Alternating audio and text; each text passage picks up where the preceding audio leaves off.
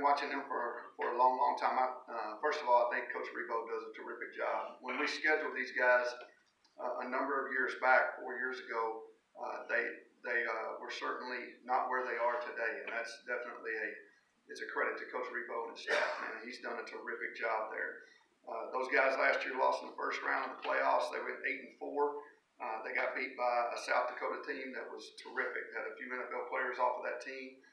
It was a great game. I watched it about 5 times just to watch it. It was an unbelievable game, and they had a chance to tie it there at the end and possibly go for 2 and win it.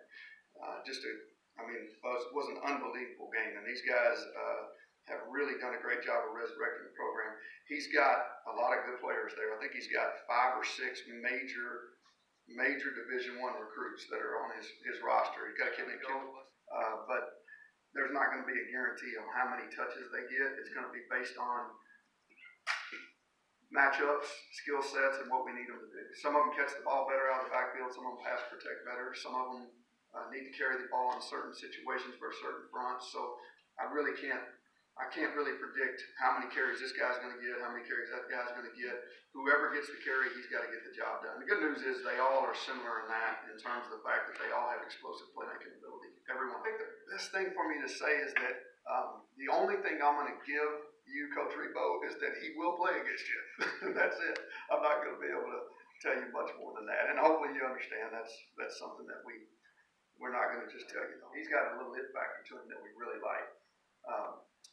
He can throw the football really well. I think a lot of people are going to assume that this guy's he's not 6'3", and so and he ran the football on his tape in junior college. That this guy is a running quarterback, right?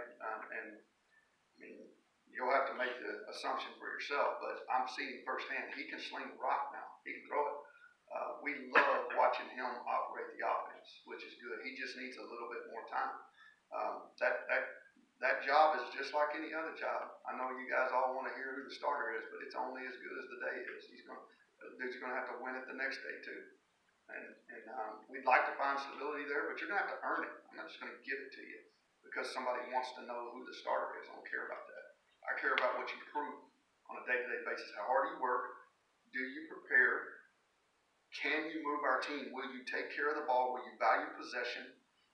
Will you go through your progressions? Will you do it the way that you're coached to do it? Can we trust you when we toss you the keys? Those are the things that are important to us. And that's one thing I've seen in Peyton is his growth in that area. He's so talented. Sometimes he used to try to put the ball in places that it didn't belong, right? And if he'll just play by the rules, he's got a chance to be a really good football player. Same thing with Miles. He understands the rules pretty well. We just got to keep his package small until he can absorb a little bit more. Yeah, it feels good. It just shows, you put in a lot of hard work in the offseason. And, it's just nice seeing all the hard work pay off, when something like that happens. How did you find out you won the job? Coach Beaty came up to me before a team meeting and just let me know that I was going to be the guy. And then we went to position meetings in our quarterback meeting. Coach Meacham talked to all the quarterbacks and told us what we're going to be doing moving forward. And how the job stays secure. I still have to work hard every week to maintain that position, and other guys have to be pushing for it.